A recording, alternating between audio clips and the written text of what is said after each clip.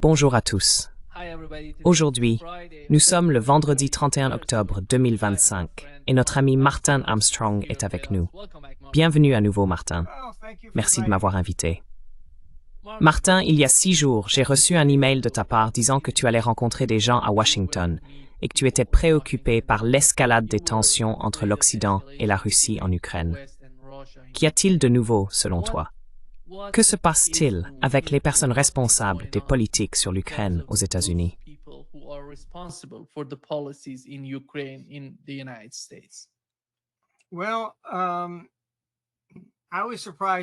Eh bien, j'ai été surpris d'être convoqué.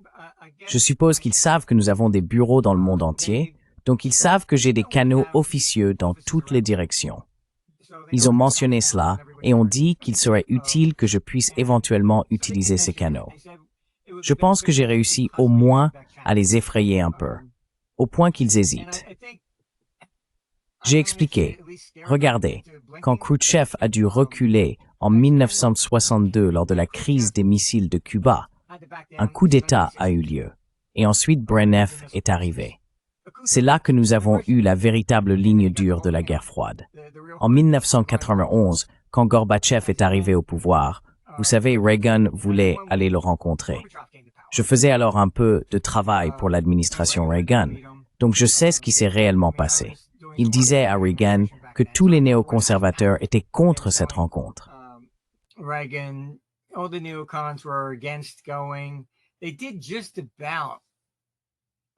Ils ont pratiquement tout fait. La plupart des gens ne s'en rendent pas compte, mais ils ont quasiment organisé un coup d'État contre Reagan. Je veux dire, ils sont allés au Congrès pour leur demander de le désavouer. Ils ont tout fait pour essayer de l'empêcher, même de rencontrer Gorbatchev. Et vous savez, je n'ai pas vraiment lu les livres d'histoire récents pour voir s'ils disent la vérité ou non. Mais je veux dire, Reagan mérite beaucoup de crédit pour avoir tenu tête aux néoconservateurs. En gros, il leur a dit « Prenez ça, débrouillez-vous », et il y est allé. Ensuite, ce qui s'est passé, comme je l'ai publié dans le livre « Le complot pour s'emparer de la Russie », disponible sur Amazon, dès le tout début, j'ai mis la main sur tous les documents déclassifiés de l'ère Clinton. Et là, dès le départ, j'ai inclus le document déclassifié qui montre que la Russie avait été invitée à rejoindre l'OTAN. La plupart des gens ne le savent pas.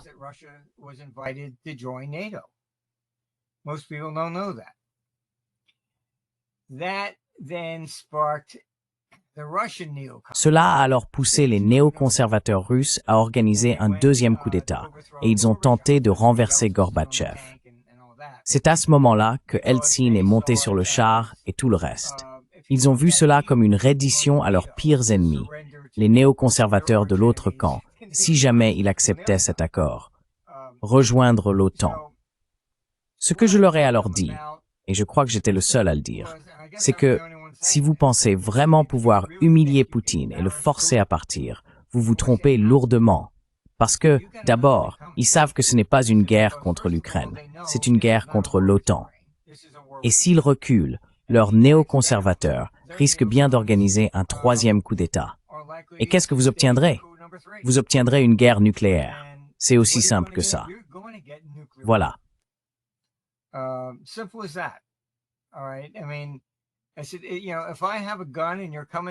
J'ai dit, vous savez, si j'ai une arme et que vous entrez chez moi avec l'intention de me tuer, pas seulement de me cambrioler, mais de me tuer, je vais riposter. D'accord?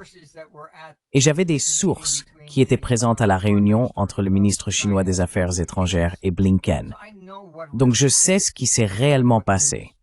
Je ne sais pas ce que les médias ont dit, ni s'ils ont jamais dit la vérité, mais elle essayait d'amener la Chine à dire à la Russie de se rendre, de quitter l'Ukraine, et ainsi de suite.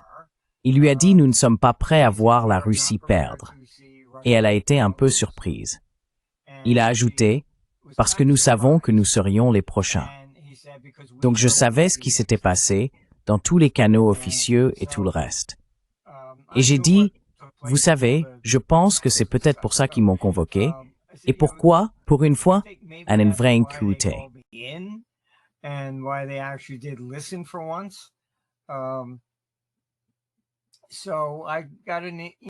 Donc j'ai reçu un message texte, je crois que c'était hier matin, disant « Écoute, les négociations se passent bien, merci. Maintenant, tu sais, l'UMM a suspendu la remise des avoirs russes à Zelensky. J'ai dit que ça devait cesser. Et tu sais, j'ai demandé quand on m'a appelé, est-ce que c'est autorisé ou est-ce que c'est quelque chose d'opposé à Trump ou quoi que ce soit? Et on m'a répondu non, que c'était autorisé et que j'avais l'approbation pour venir. Enfin écoute, j'avais déjà l'habilitation, je le savais, mais quand même c'était encourageant. Ce que je leur ai dit, c'est que la dernière fois, Calice était là à dire que nous n'étions pas à la table, que quoi que fasse Trump, nous n'allions pas le respecter, etc. Donc, ce que j'ai suggéré, c'est que nous lui disions, à elle et au reste de ses néoconservateurs, que ce n'est pas notre proposition.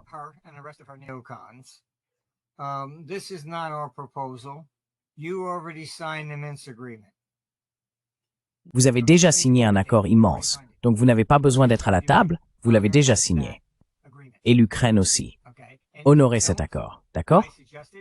Et si vous ne le faites pas, j'ai suggéré que les États-Unis se retirent de l'OTAN. Ensuite, deuxième partie. Zelensky dit partout que ce sera la plus grande opportunité d'investissement de l'histoire européenne pour reconstruire l'Ukraine. D'accord? Il s'attend à obtenir des milliers de milliards de dollars. Ma suggestion, pour forcer ce petit gars en gros à signer, était que Trump publie un décret stipulant qu'aucune entreprise américaine n'a le droit d'investir 10 cents directement ou indirectement en Ukraine. Couper Larry Fink à la racine. Cela obligerait alors ce pseudo-représentant de l'Ukraine. Je veux dire, ses sondages sont tombés à 23%.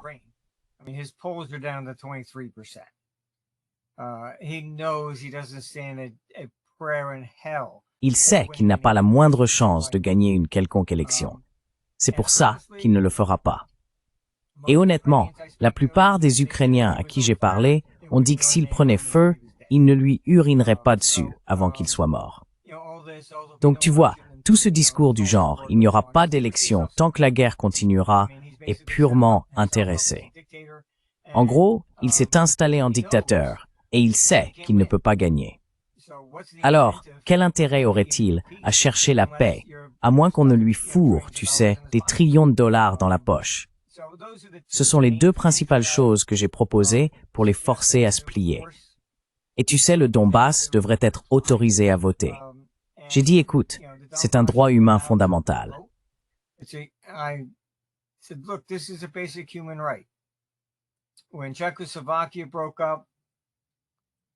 Quand la Tchécoslovaquie s'est dissoute, la République tchèque et la Slovaquie se sont séparées selon des lignes ethniques. La Yougoslavie s'est disloquée de la même manière. Serbie, Croatie, Monténégro, Albanie. Nous ne parlons pas ici d'une théorie nouvelle. Toute cette région, comme vous le savez, est marquée par une haine ethnique profonde qui remonte à des centaines, voire des milliers d'années. Comme je l'ai déjà dit, il a donné une poignée de jets à la Grèce et a fait la une des journaux. Oh, maintenant nous pouvons lancer une attaque surprise contre la Turquie, un autre pays de l'OTAN. Je veux dire, la haine entre les Turcs et les Grecs remonte à Alexandre le Grand. Ce ne sont pas des choses que vous changerez un jour. Comme je leur ai dit, nous ne jouons pas au Monopoly ici. Je ne vais pas vous donner la promenade pour la rue de la paix. Vous avez affaire à des cultures ethniques. C'est mon Dieu contre ton Dieu.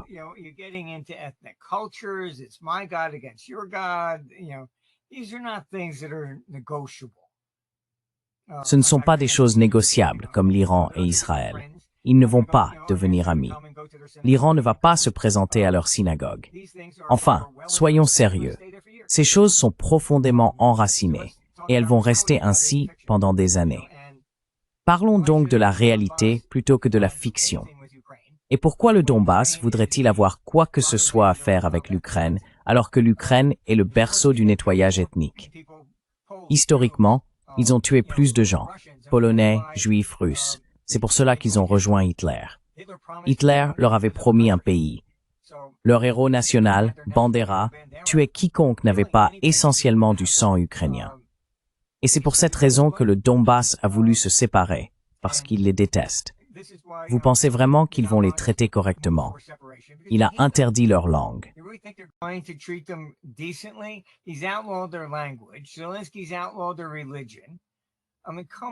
Zelensky a interdit leur religion. Franchement, voyons. Si les États-Unis interdisaient l'espagnol, ou si le Canada interdisait le français, il y aurait aussi des guerres civiles là-bas. Il y a certaines choses qu'on ne peut tout simplement pas faire. Et donc, vous savez, Zelensky n'est pas, si l'on regarde simplement ses actions, un homme digne de confiance. L'une de mes sources là-bas était un Américain, Laura, et Zelensky l'a fait arrêter. Et comme par magie, il meurt d'une pneumonie en prison. C'est lui qu'il appelait un cocaïnomane, celui qui menait toutes les enquêtes sur lui. Oh, il se fait arrêter pour quoi? Être pro-russe? Et il meurt comme par magie d'une pneumonie? Donc vous ne vous êtes pas occupé de lui non plus, même si c'était vrai? Je n'ai absolument aucun respect pour Zelensky, et je ne vois même pas comment il pourrait prendre sa retraite en Ukraine. Ils ont essayé de l'assassiner en mai de l'année dernière.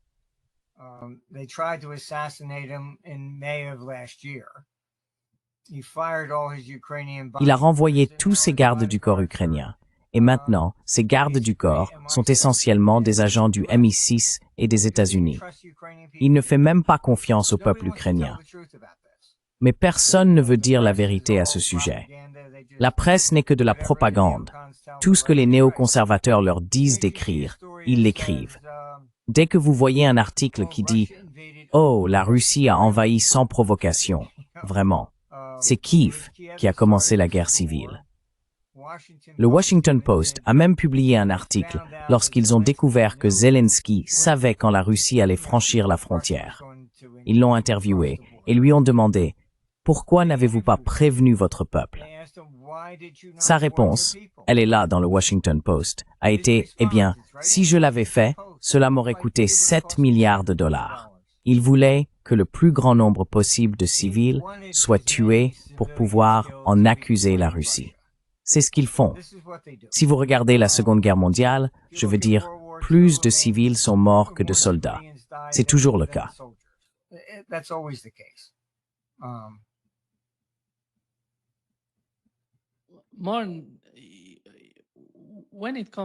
Martin, quand il s'agit de Washington, tu y as déjà été. Je me demande ce qui se passe dans leur tête quant à la manière dont ils laissent l'Europe diriger la situation en Ukraine. Après tout, si l'on regarde l'administration Trump, à mon avis, il n'est pas satisfait de la situation en Ukraine, mais il n'est pas prêt à se montrer ferme et à faire pression sur l'Europe. Je parle en particulier du Royaume-Uni. Comme tu l'as mentionné, le Royaume-Uni, selon moi, dirige les opérations en Ukraine. Leurs agents du MI6 soutiennent les gardes du corps, et ceux qui protègent Zelensky en Ukraine sont pour la plupart britanniques. Alors, ne penses-tu pas qu'avec le temps, s'ils parviennent d'une manière ou d'une autre à convaincre l'administration Trump de leur accorder, disons, peut-être de 2% à 5%, ce que je ne pense pas possible, mais si cela arrivait, qu'est-ce qu'ils pourraient encore proposer pour le convaincre de poursuivre le conflit en Ukraine, à ton avis?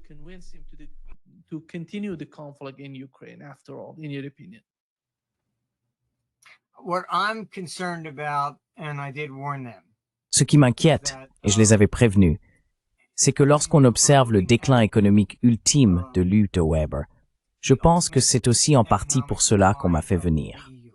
Très bien, les ministres des Finances du Royaume-Uni et de la France ont laissé entendre qu'ils pourraient avoir besoin d'un plan de sauvetage du FMI. Et je les ai avertis. Regardez, l'Europe va s'effondrer parce qu'elle traverse un déclin économique d'une ampleur inimaginable. C'est pour cela qu'ils ont besoin de la guerre. Je veux dire, il suffit de regarder les décisions qu'ils ont prises. Il y a eu les confinements liés au Covid qui ont fait disparaître de nombreuses petites entreprises. Ensuite, les politiques sur le changement climatique. Même résultat. Puis ils ont imposé des sanctions à la Russie. Très bien. Et c'était le 19e paquet de sanctions. Donc les 18 premiers n'ont pas fonctionné, n'est-ce pas?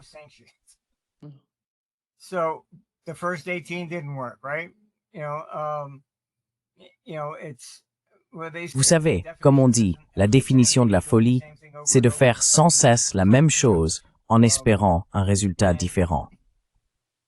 Ce qui m'inquiète, c'est qu'ils ne s'intéressent qu'à leur pouvoir et qu'ils se moquent des peuples d'Europe. Ils n'y réfléchissent même pas à deux fois. Tout cela n'a qu'un but, conserver le pouvoir.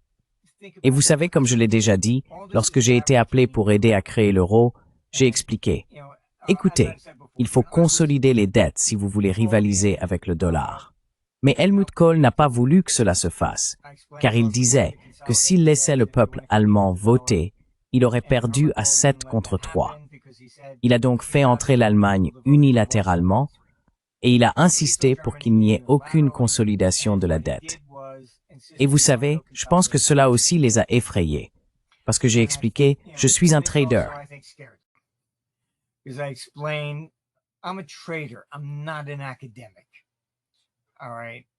ne suis pas un universitaire. Très bien, les universitaires s'occupent de théorie.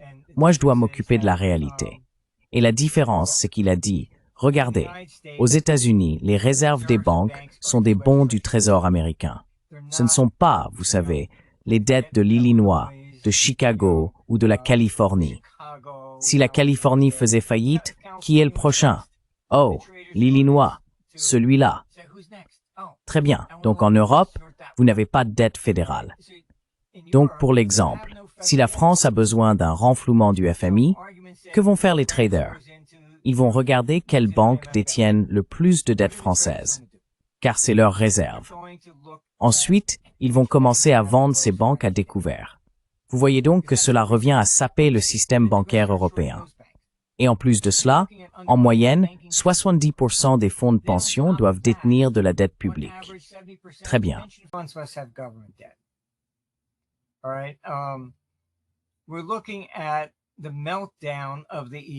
Nous assistons à l'effondrement de l'Union européenne. Et je les avais prévenus, j'ai dit écoutez, je doute sérieusement que l'UEM soit capable de survivre au-delà de 2030. D'accord? Sur le plan économique, c'est un désastre. L'Allemagne, qui représente environ 25% de l'UEM, voit en réalité le nombre d'emplois diminuer. Ils ont reculé d'au moins 3%. Et même Merz, à ma grande surprise, est sorti publiquement pour commencer à critiquer l'UEM à propos de ses politiques migratoires, etc. Et c'est là le véritable problème de l'UEM. Une fois qu'on crée un gouvernement centralisé, tout tourne autour du pouvoir. Quand on m'a appelé pour aider à créer l'euro, je les ai avertis. J'ai dit, à moins de mutualiser la dette, l'euro ne pourra jamais rivaliser avec le dollar. En tant que gestionnaire de fonds, je peux décrocher le téléphone et dire « Achetez-moi pour 20 milliards de dollars de bons du Trésor américain ».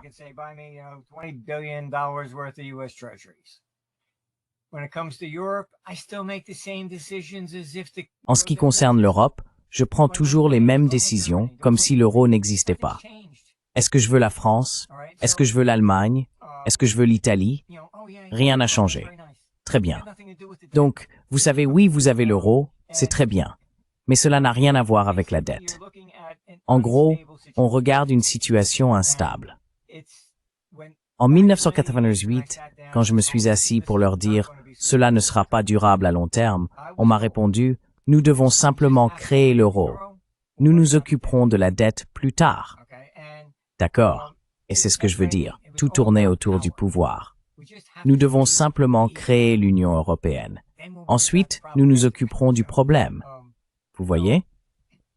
Donc, quand on prend en compte les problèmes économiques, cela donne à l'UPM une incitation à vouloir la guerre, parce qu'elle a besoin d'un ennemi extérieur.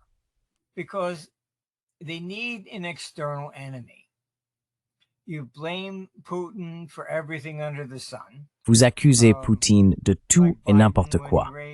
Comme Biden, quand il a relevé les sanctions contre la Russie et que les prix de l'essence ont augmenté, il a appelé ça l'inflation de Poutine. Vous savez, ils n'assument jamais leurs propres responsabilités. Alors ils ont besoin d'une distraction. Et c'est de ça qu'il s'agit. Je les ai prévenus qu'ils allaient créer un faux drapeau. Et mes sources, qui sont généralement très fiables, ont dit « Aucun drone n'était parti de Russie pour survoler la Pologne. C'était entièrement un faux drapeau. » Puis soudain, on a entendu « Oh, il faut instaurer une zone d'exclusion aérienne au-dessus de l'Ukraine. » Et tout le reste, tout ce qu'ils peuvent faire pour provoquer une guerre. Vous avez Macron qui dit « Nous enverrons des troupes ». Oh, vous avez tué un Français, c'est la Troisième Guerre mondiale. Ils n'ont aucun respect pour les gens qui meurent sur le champ de bataille. Zéro. They have no respect for the people that die on the battlefield. Zero. Absolutely zero. And we're just Absolument rien. Pour eux, nous ne sommes que des pions sur un échiquier, et tout tourne autour de la conservation du pouvoir. Alors, peut-être que je leur ai fichu une sacrée trouille. Mais c'est comme ça. Je veux dire, tu sais, les prévisions économiques pour l'humour, ce n'est pas mon opinion personnelle. C'est l'ordinateur qui les établit. Et l'ordinateur ne s'est jamais trompé sur ce genre de choses. Donc ils le comprennent. Je suppose que c'est en partie pour ça qu'ils finissent par m'appeler, parce que, tu sais, tout le monde a une opinion, mais celle-ci n'est pas la mienne. Je trouve d'ailleurs intéressant le fait qu'on m'ait convoqué au départ. J'ai été surpris, mais on m'a même montré que le KGB avait remis les dossiers JFK.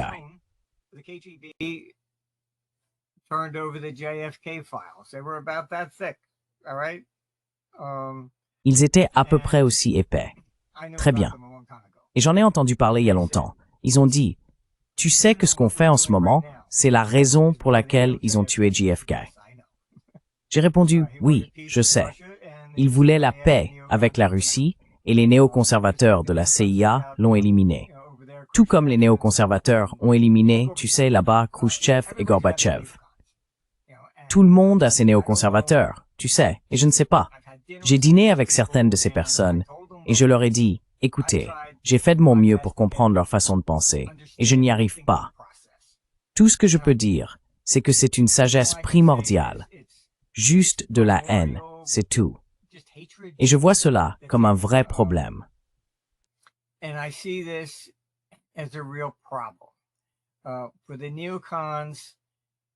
Pour les néoconservateurs qui ont grandi dans les années 50 avec McCarthy et la peur du communisme, ils détestaient simplement les communistes. Alors quand le communisme est tombé, oh, que s'est-il passé? J'ai encore besoin d'un ennemi. J'ai expliqué, j'ai dit, écoutez, la seule chose que je peux vous dire, c'est qu'ils sont juste furieux que le communisme soit tombé. Ils ont passé toute leur vie à se préparer et n'ont jamais eu l'occasion de tirer sur qui que ce soit. Vous savez, je ne pouvais pas l'expliquer autrement. J'ai dit la même chose à propos du Moyen-Orient. Je les ai prévenus. Les perspectives d'un accord de paix à long terme sont probablement nulles. Vous avez le Hamas, c'est la même chose. Ce sont des types qui ont été élevés depuis l'enfance à haïr les Juifs. Vous pensez qu'ils vont soudainement dire « Oh, Kumbaya ». Voyez, c'est comme ça.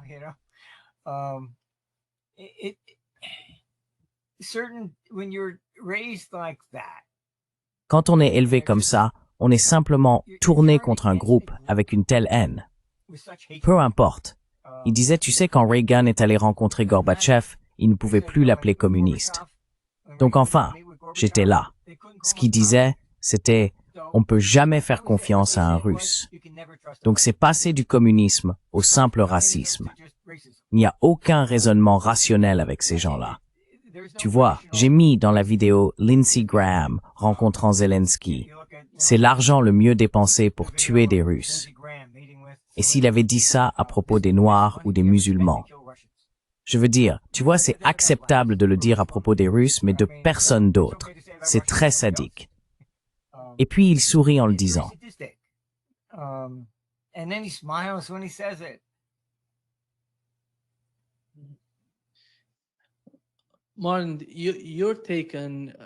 Martin, ton point de vue sur la situation avec l'administration Trump, c'est qu'une manière ou d'une autre, à un moment donné, ils savent ce qui se passerait dans le cas de l'Ukraine. Ou peut-être pas, comme nous en parlons. Tu sais, nous parlons chaque jour des nouvelles escalades, des nouveaux événements, des nouvelles attaques dans cette région, mais nous ne savons pas vraiment ce qu'ils ont en tête. Savent-ils même ce qu'ils veulent de l'Ukraine?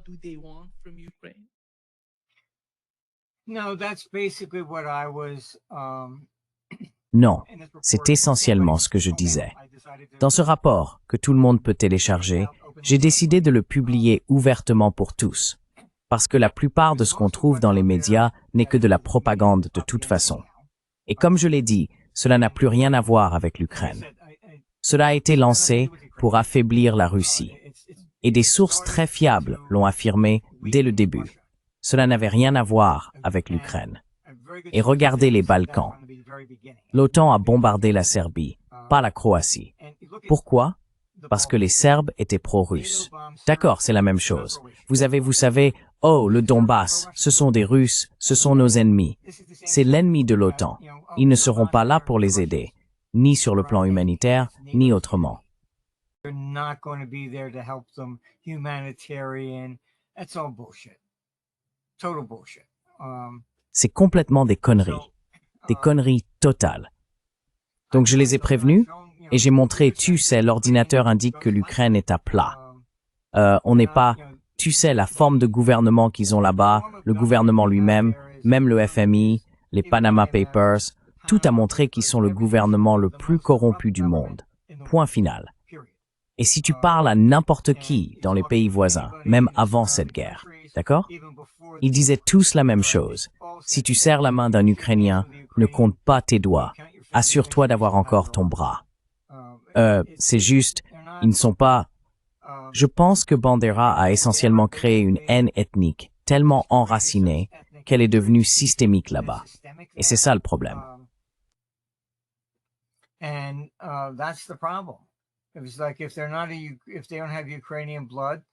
C'était comme si, s'ils n'avaient pas de sang ukrainien, il fallait les tuer. Tout cela a été documenté. Ils ont même horrifié les nazis allemands. Ils auraient éventré une femme juive enceinte pour y coudre un chat vivant. Tout cela est consigné. Ils ont crucifié des gens. Le nombre de juifs qu'ils ont tués de manière atroce, ainsi que des Polonais et des Hongrois, est effroyable. C'est une totale déshumanisation. L'Ukraine, ce n'est pas seulement des néo-nazis. C'est la terre-mère du nettoyage ethnique. Il y a bien eu des choses entre les Serbes et les Croates, etc., mais cela paraît insignifiant à côté de l'histoire de l'Ukraine. Et c'est pour cela qu'il y a encore là-bas des groupes qui se promènent avec des symboles nazis.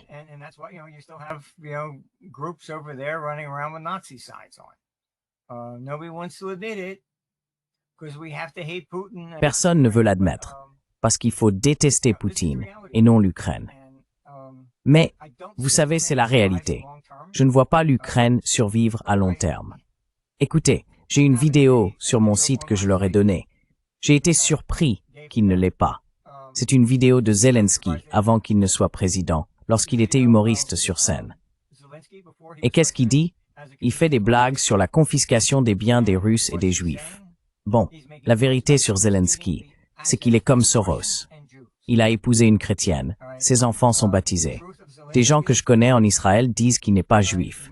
Il est soudainement devenu juif seulement après l'élection. Pourquoi? Parce qu'il était néo-nazi auparavant.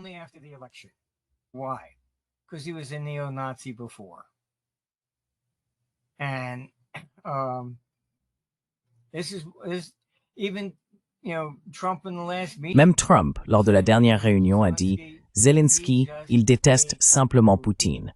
Point final. » Alors, quand on met ses haines et ses vendettas personnels en premier, comment peut-on représenter le peuple ukrainien? Je déteste juste les Russes, donc je ne vais pas être d'accord avec lui. Très bien. Qu'on tue encore 1 million d'Ukrainiens, mais je ne vais pas faire ça. Je ne sais pas. Je n'ai absolument aucun respect pour lui. Et je pense qu'il le savait. S'il n'avait raison, pour être surpris, est un peu convoqué. Then that's one of the reasons I was surprised being called in.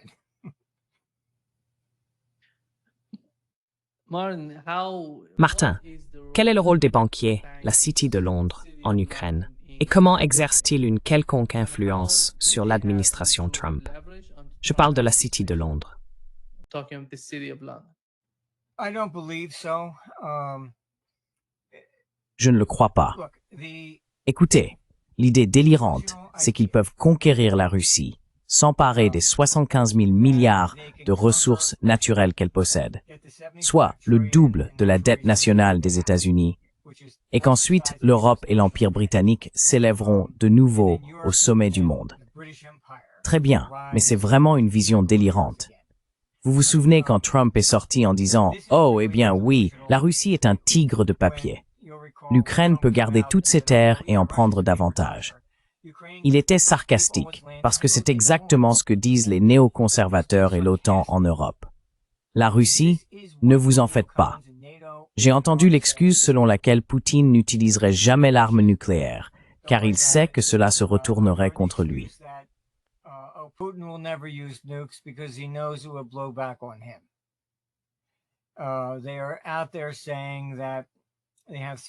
Ils disent qu'ils ont 3,4 millions de soldats dans l'OTAN, ce qui inclut les États-Unis et le Canada, contre 1,5 million pour la Russie.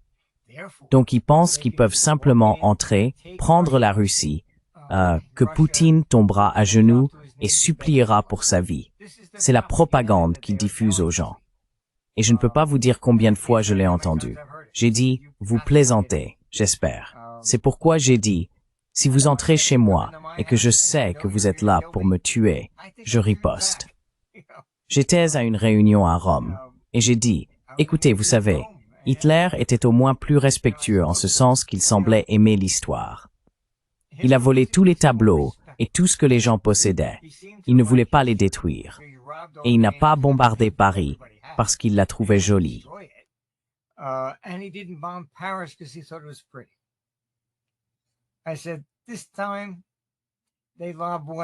J'ai dit, cette fois, ils en envoient une ici pour t'avoir, et là, adieu le Colisée. Tu vois, comme si on jouait à un autre jeu. Et ils disent que les armes nucléaires ont perdu leur valeur dissuasive. C'est comme s'ils disaient, bon, d'accord, très bien, on peut faire exploser le monde. Ils le savent, on le sait, donc personne ne les utilisera. On le fera de manière conventionnelle. Alors, où est l'incitation? Toute l'idée des armes nucléaires, c'était d'empêcher la guerre. Ce n'est plus le cas. C'est fini. La plupart des gens ne connaissent pas leur histoire, mais la première guerre néoconservatrice, c'était la Corée. D'accord? Truman n'a pas réussi à obtenir un accord de paix. Finalement, quand Eisenhower est arrivé, lui non plus n'a pas pu en obtenir un. Alors, qu'a-t-il fait? C'est là que toute la course à l'armement nucléaire dissuasif a commencé. Il a menacé la Corée.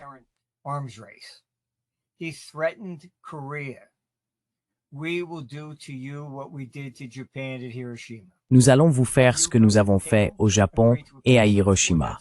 Vous venez à la table, vous acceptez la paix, ou c'est ce que je ferai. À l'époque, les États-Unis étaient les seuls à posséder la bombe nucléaire. Donc évidemment, c'était un moyen de dissuasion. Mais en même temps, parce que cette menace avait été proférée, la Chine s'est dit, bon sang, il faut qu'on ait la bombe. La Corée du Nord s'est dit, il faut qu'on ait la bombe. Parce que ce qui s'est passé, c'est que, d'un point de vue diplomatique, si vous n'aviez pas l'arme nucléaire, vous n'aviez pas de place à la table des négociations. Sinon, la paix n'était en gros rien de plus qu'un privilège. C'était ça. Vous faites ce qu'on vous dit et on vous accorde la paix. Sinon, on vous casse les dents. C'est ce qui a déclenché toute la course aux armements, si on peut dire. Cela remonte à la guerre de Corée. Et je veux dire, Eisenhower a réussi à obtenir un accord de paix, mais à quel prix sur le long terme?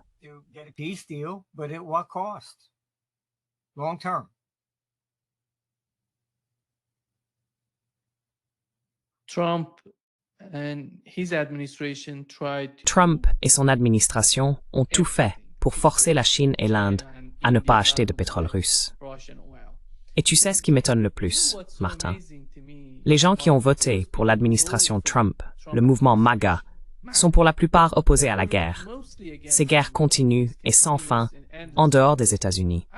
Tu sais, quand il s'agit du Moyen-Orient, de l'Ukraine, qui est aujourd'hui bien plus dangereuse, et quand il s'agit de Taïwan. Mais ce qu'ils obtiennent, c'est qu'une nouvelle administration arrive et essaye de faire la même chose, exercer des pressions sur l'Inde et sur la Chine, et cela ne fonctionne pas.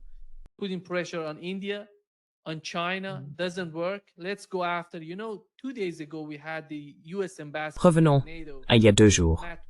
Nous avions l'ambassadeur des États-Unis auprès de l'OTAN, Matt Whitaker. Il a déclaré que la nouvelle stratégie consistait à faire pression sur la Slovaquie et la Hongrie. Pensez-vous qu'il soit vraiment possible de leur mettre la pression?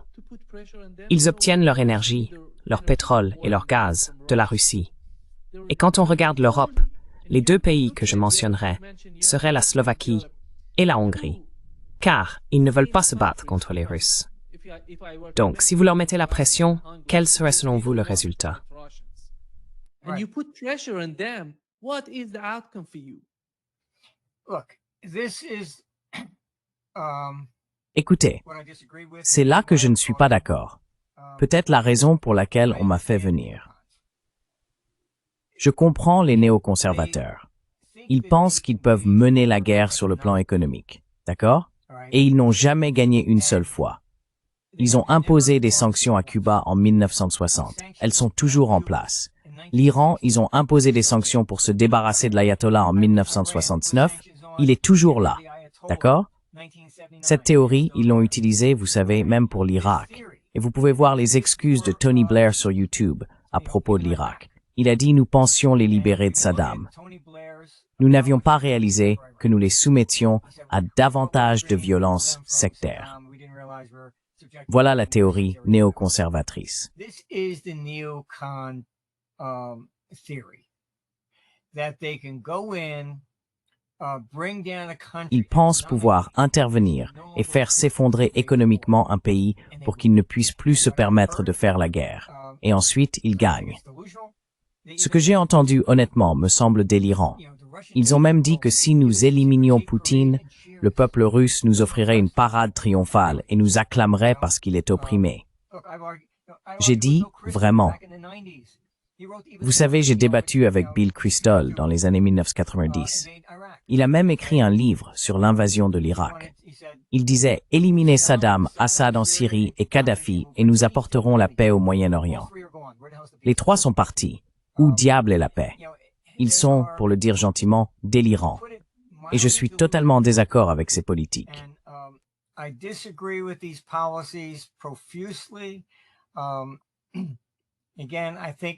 Encore une fois, je pense que j'ai peut-être été convoqué à cause de ça. Très bien. Ils savent que je connais certains de ces néoconservateurs et je n'ai absolument aucun respect pour eux. Mais si vous regardez ce qu'ils font, d'accord, nous allons imposer des sanctions à l'Inde, nous allons imposer des sanctions à la Chine, les empêcher d'acheter du pétrole russe. Nous allons attaquer, laisser Zelensky attaquer son énergie et tout le reste. Ensuite, la Chine. Poutine tombera et nous arriverons en disant « Merci beaucoup, tout cela est à nous ». C'est la manière néoconservatrice, complètement délirante, de faire la guerre. Et historiquement, pendant la guerre de sécession américaine, enfin vous savez, la Révolution américaine, la Grande-Bretagne, vous pouvez trouver ça sur YouTube ou eBay ou peu importe.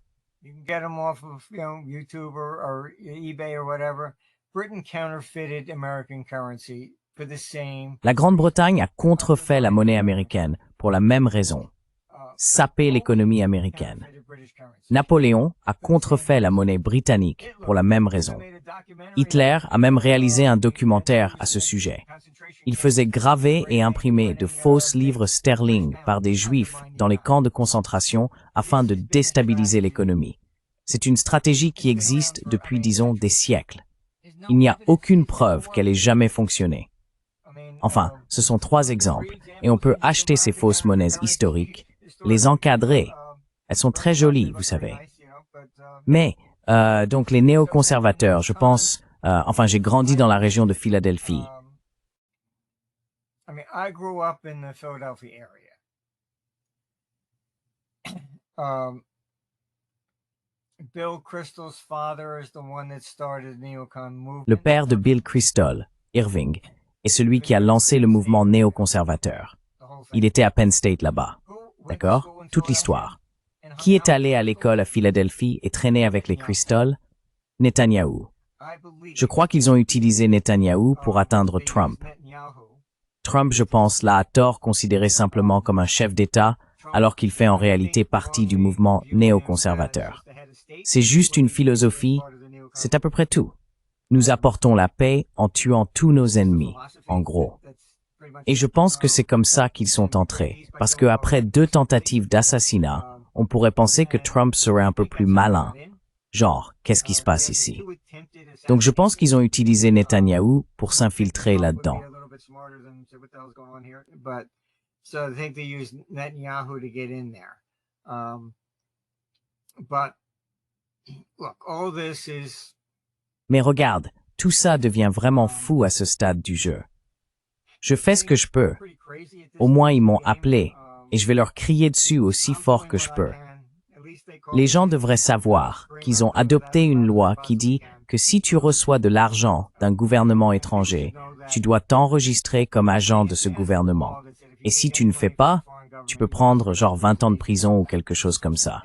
Parce que nous avons des bureaux partout, de la Chine aux Émirats arabes unis, et que je traite probablement avec plus de gouvernements que quiconque, peut-être même dans toute l'histoire. Je ne peux pas accepter 10 centimes de n'importe quel gouvernement. Point final. Pas même des États-Unis. Donc ce que ça fait, c'est premièrement, ça me donne de la crédibilité, et deuxièmement, de l'indépendance. Je ne vais pas me pointer là-bas pour leur dire ce qu'ils veulent entendre, juste pour garder mon poste.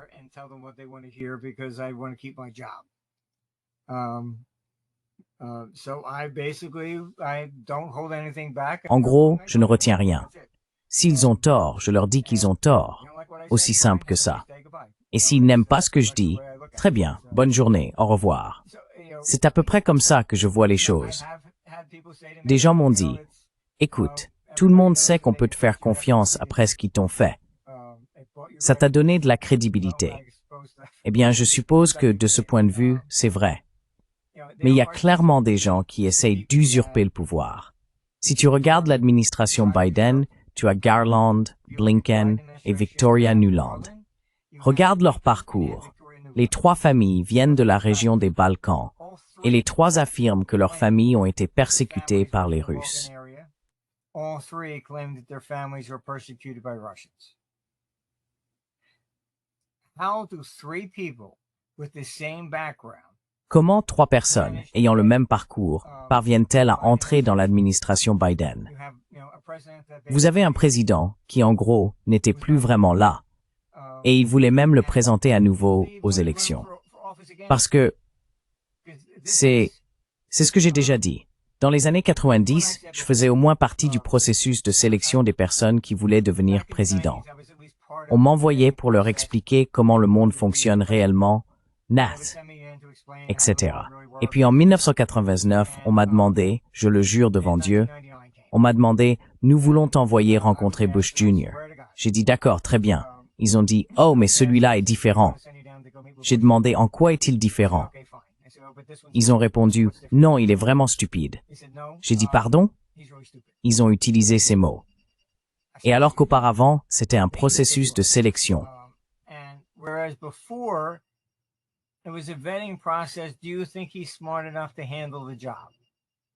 Penses-tu qu'il est assez intelligent pour assumer le poste? Alors, tout à fait un virage à 180 degrés. Et j'ai dit, pourquoi feriez-vous de quelqu'un de stupide un président? Et ils ont répondu, il a le nom, donc nous pouvons gagner. Alors ils ont choisi le cabinet. Ils ont choisi Dick Cheney, c'était lui en réalité le président, et tous les autres. On m'a proposé le poste de principal conseiller économique à la Maison-Blanche. J'ai dit non, pas intéressé. Merci. Je ne vais pas abandonner mon entreprise pour ça. Et c'est pourquoi, quand on regarde le documentaire du général Flynn, même lui a dit la même chose que moi. Quand Trump est arrivé la première fois, il était naïf. Trump ne connaissait pas Washington comme moi, je le connaissais. Alors ils lui ont dit, oh, il faut donner confiance au monde. Donc nous avons besoin de bonnes personnes dans le cabinet. Alors ils ont choisi le cabinet.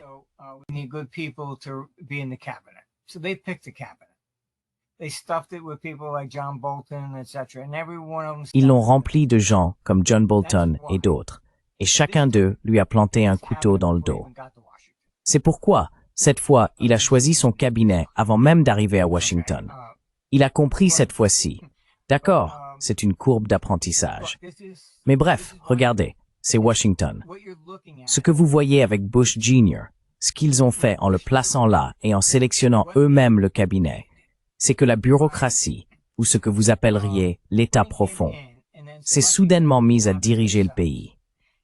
Il n'avait plus besoin de l'autorisation du président. Il faisait simplement ce qu'il voulait. Maintenant, ils découvrent la même chose avec l'administration Biden. Vous savez, le Congrès vient de déclarer que toutes les grâces signées avec des autopenses sont nulles et non avenues. Quelqu'un les met simplement dans la machine. Oui, il a signé. Voilà. Et cela vraiment est poussé à des niveaux incroyables. It really was abused to unbelievable levels. All right. D'accord, mais voilà le problème. L'État profond a goûté à ce pouvoir et il n'a pas voulu le lâcher. Donc vous savez, c'est comme l'OTAN. Je veux dire, l'OTAN aurait dû être dissoute quand le communisme est tombé. Ils étaient là comme le pion de l'autre côté de l'échiquier face au pacte de Varsovie. Et l'OTAN n'a pas d'autre but que la guerre. Ils ne feront jamais la promotion de la paix. S'il y a la paix, oh, Poutine est un type sympa, il n'y aura jamais de guerre. Et on n'a pas besoin d'eux. Ils ne touchent leur pension et ne gardent leurs emplois que tant que Poutine va peut-être envahir la semaine prochaine. Ils ont donc intérêt à battre constamment le tambour de la guerre. C'est tout. Ils ne s'intéressent pas à la paix. Ils ne l'accepteront jamais. C'est pourquoi j'ai dit, dans cette proposition, que l'Europe a signé les accords de Minsk.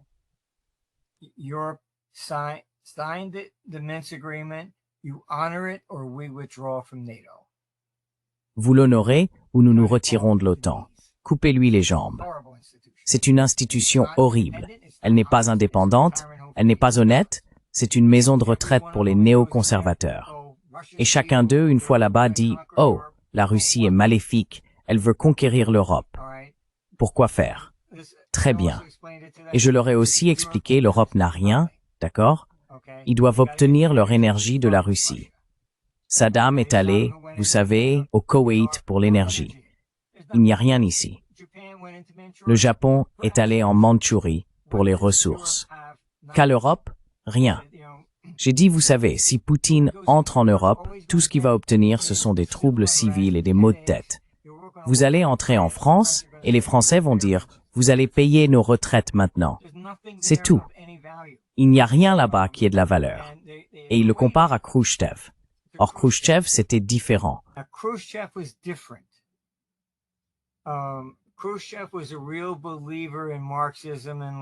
Khrouchtchev était un véritable croyant du marxisme et du léninisme.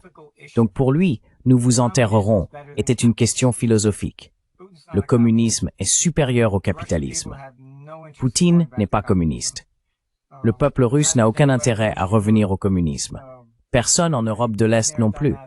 Tout le monde est déjà passé par là, merci bien. Pas encore, même pas en Chine. Donc vous savez, il faut être réaliste ici. Tout cela n'est que de la propagande venant de l'OTAN. Lavrov vient justement de déclarer « Nous garantissons que nous n'avons aucun intérêt à attaquer l'OTAN. » Ils n'en tireraient rien. Ils ont déjà plus de ressources que tout le monde, de toute façon. Ils ne les exploitent même pas toutes. L'autre partie de la proposition que j'ai suggérée était la levée de toutes les sanctions.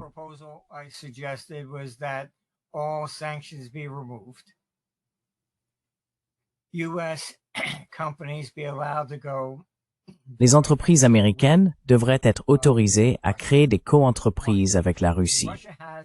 Pourquoi? Parce que la Russie possède des terres rares. Très bien. Mais elle a aussi l'expertise nécessaire pour les extraire. Ce que les gens doivent comprendre, c'est qu'elles ne sont pas forcément rares. Ce qui est rare, c'est qu'on ne trouve pas de veines concentrées. Elles sont plus dispersées.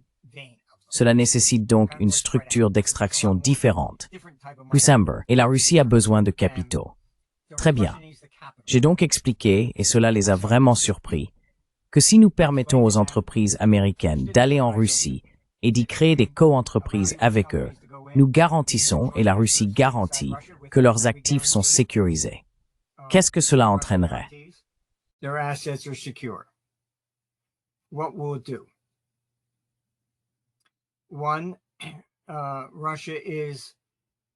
Premièrement, la Russie dépend aussi de la Chine.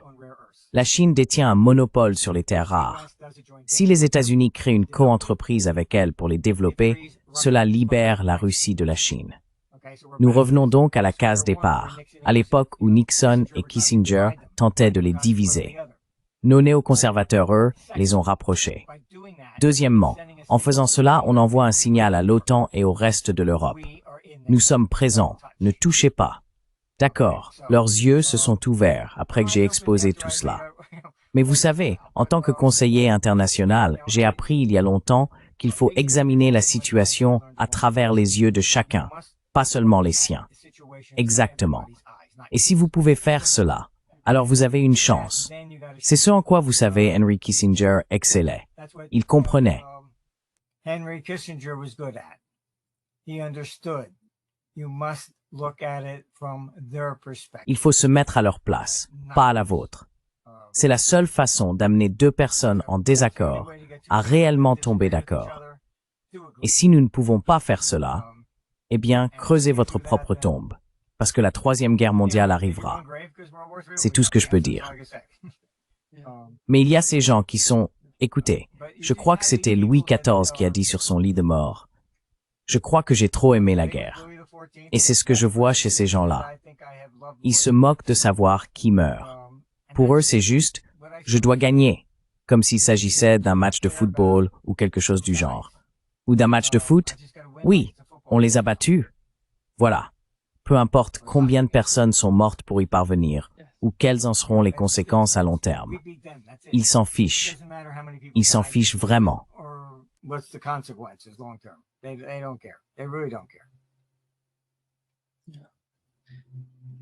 May I ask this take?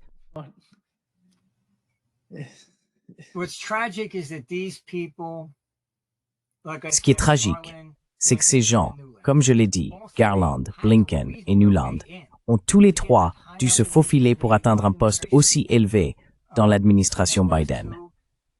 Et c'était essentiellement pour s'opposer à la Russie, pour des vendettas personnels. Vous savez, regardez les conflits entre Colin Powell et Madeleine Albright. C'est elle qui a envoyé l'OTAN en Yougoslavie, en Serbie, pour les bombarder et tout le reste. Et je crois que dans les mémoires de Colin Powell, il disait même que son arrogance était incroyable. Elle disait « À quoi bon avoir toutes ces armes si on ne peut pas s'en servir ?» Donc, faisons exploser le monde, parce que je les ai. Ils n'ont aucun respect pour l'humanité. Je ne sais pas comment l'expliquer autrement. Et pour moi, elle était tout simplement assez impitoyable. C'est tout.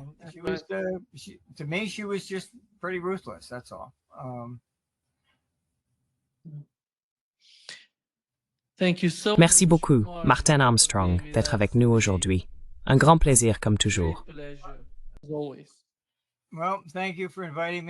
Eh bien, merci de m'avoir invité. Désolé, nous avons eu quelques problèmes techniques.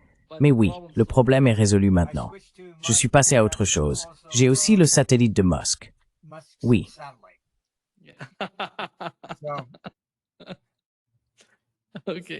D'accord. Merci Musk. Merci Maureen. À bientôt. Au revoir.